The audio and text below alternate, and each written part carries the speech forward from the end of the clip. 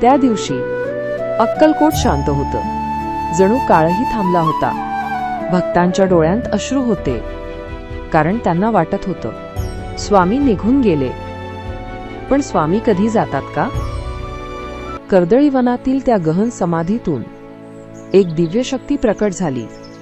ना नाव ना ओळख, फक्त एक अनुभूती, श्री स्वामी समर्थ.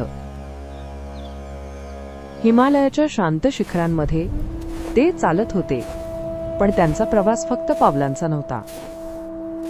घनदाट जंगल, निर्जन वाटा आणि त्या प्रत्येक मार्गावर स्वामींची दिव्य उपस्थिती. नद्यांच्या शांत प्रवाहासारखं स्वामींचं जीवन वाहत राहिलं, ना मोह ना अपेक्षा.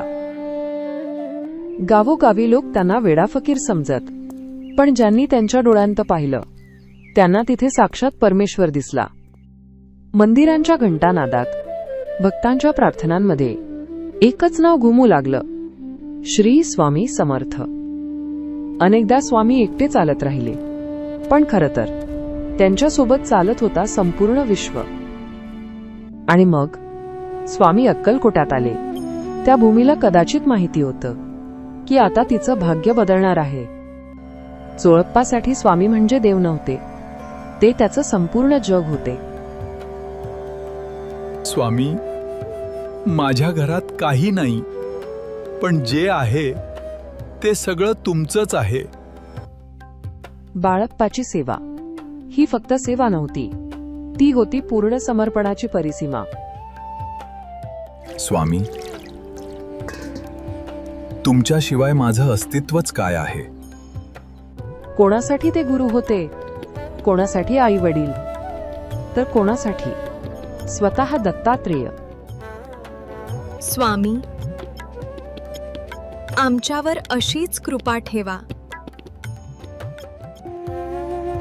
काळ पुढे सरकत होता, पण स्वामी आता अधिक शांत झाले होते. जणू ते भक्तांना विरहासाठी तयार करत होते.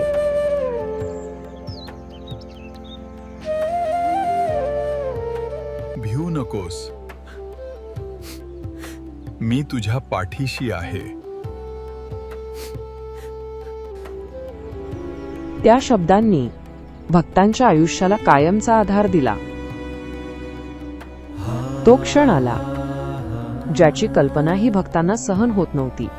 स्वामी शांत झाले, पण त्या शांततेतही स्वामी, एक अनंत शक्ती जागृत झाली. आम्हाला सोडून जाऊ नका.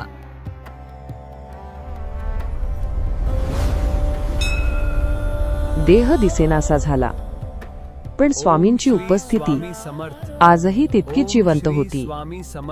त्या वाऱ्यात, त्या सुगंधात, त्या नामस्मरणात आजही लाखो लोक अक्कलकोटात येतात, कारण त्यांना माहिती आहे स्वामी आजही ऐकतात, आजही मार्ग दाखवतात.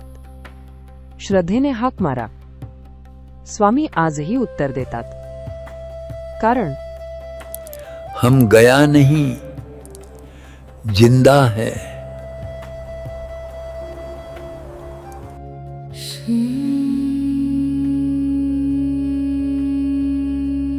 श्री स्वामी समर्थ.